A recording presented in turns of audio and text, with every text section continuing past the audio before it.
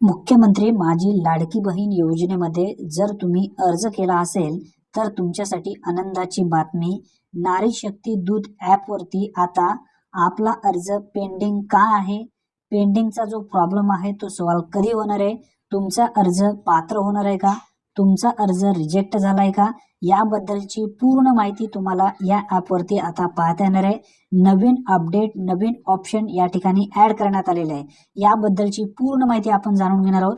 तत्पूर्वी चॅनलवरती पहिल्यांदाच आला असाल तर चॅनलला सबस्क्राईब करून बेल नोटिफिकेशनला ऑल करून ठेवा, म्हणजे सर्वप्रथम तुम्हाला अपडेट मिळत जातील. चला तर मग व्हिडिओ सुरू करूया. सर्वप्रथम आपल्या मोबाईलमध्ये गुगल प्ले स्टोअर ओपन करायचं आहे आणि नारी शक्ती दूत ॲप या नावाने सर्च करायचं आहे. जर पूर्वी आपण नारी शक्ती दूत ॲप इन्स्टॉल केलेला असेल तर अपडेट ऑप्शन आलेलं दिसेल, त्यावरती क्लिक करायचं आहे. जर तुम्ही इन्स्टॉल केला नसेल तर इन्स्टॉल करून घ्या.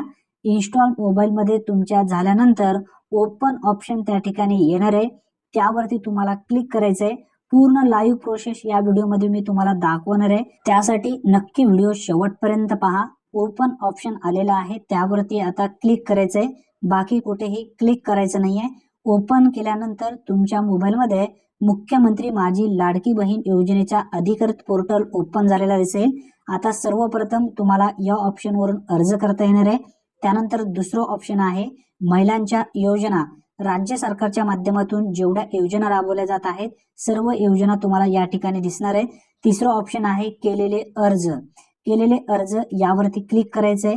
केलेले अर्ज यावरती क्लिक केल्यानंतर तुमच्या मोबाईलमध्ये एका प्रोफाईलवरून जेवढे तुम्ही अर्ज केलेले आहात सर्व अर्ज दाखवेल. एका अर्जावरती क्लिक करायचंय. या ठिकाणी तुम्हाला 4 ऑप्शन दिलेले आहेत वरच्या पट्टीमध्ये. सर्वप्रथम पहिला ऑप्शन आहे SMS व्हेरिफिकेशन डन, त्याच्यानंतर आय आहे, त्याच्यानंतर इन पेंडिंग टू सबमिटेड, त्याच्यानंतर एडिट फॉर्म. पहिला ऑप्शन समजून घेऊया आपण. SMS व्हेरिफिकेशन डन म्हणजे तुमचा अर्ज कंप्लीट झालेला आहे OTP टाकून, त्यामुळे तुमचं या ठिकाणी फॉर्म सबमिट झालेलं आहे. त्यानंतर दुसरा ऑप्शन आहे इन पेंडिंग टू सबमिटेड म्हणजे तुम्ही अर्ज केलाय, सध्या तुमचं अर्ज व्हेरिफिकेशनसाठी गेलेला आहे, अजून तुमच्या अर्जाची पडताळणी झालेली नाहीये, म्हणून तुमचं अर्ज आता पेंडिंग मध्ये आहे. तिसरा ऑप्शन आहे एडिट फॉर्म. एडिट फॉर्म वरती क्लिक करून तुमच्या अर्जामध्ये जर काही चुका झालेली असेल तर तुम्ही एडिट करू शकता. आता आपण आय बटन जो नवीन नारी शक्ती दूत ऍप मध्ये ऍड करण्यात आलेले आहे त्यावरती क्लिक करणार आहात आणि हे जे 4 ऑप्शन आहेत ते 4 ऑप्शन आपण सविस्तररित्या समजून घेणार आहोत. पहिला ऑप्शन आहे पेंडिंग टू सबमिटेड. या ठिकाणी स्पष्टपणे लिहिण्यात आलेला आहे प्रलंबित ते सबमिट केलेले. आता यामध्ये सांगण्यात आलेलं आहे सर्वेक्षण भरलेले आहे परंतु अद्यावत पुनर्वलोकनासाठी सबमिट केलेले नाहीये. अंतिम या ठिकाणी सबमिटसाठी हे अद्यावत प्रलंबित आहे, स्थितीत आहे, म्हणजे तुम्हाला आता इथं काही करण्याची गरज नाही, तुमचा अर्ज सध्या प्रलंबित आहे. त्यानंतर दुसरं ऑप्शन आहे अप्रूव्ड म्हणजे मंजूर. संरक्षण पुनर्वलोकन करून स्वीकारले गेले आहे. सबमिट कडून आणखी कोणतीही कारवाई आवश्यक नाही आहे, म्हणजे सबमिट म्हणजे जे अर्ज तुम्ही केलेले आहात त्यांच्याकडून काही करण्याची गरज नाही असा उल्लेख करण्यात आलेला आहे.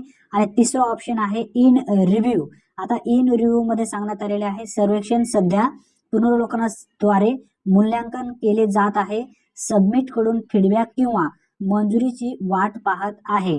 आता या ठिकाणी चौकशी झाल्यानंतर या ठिकाणी अप्रूव्ह होऊन जाईल. त्यानंतर यामध्ये पुढचं ऑप्शन आहे रिजेक्शन म्हणजे रिजेक्टेड.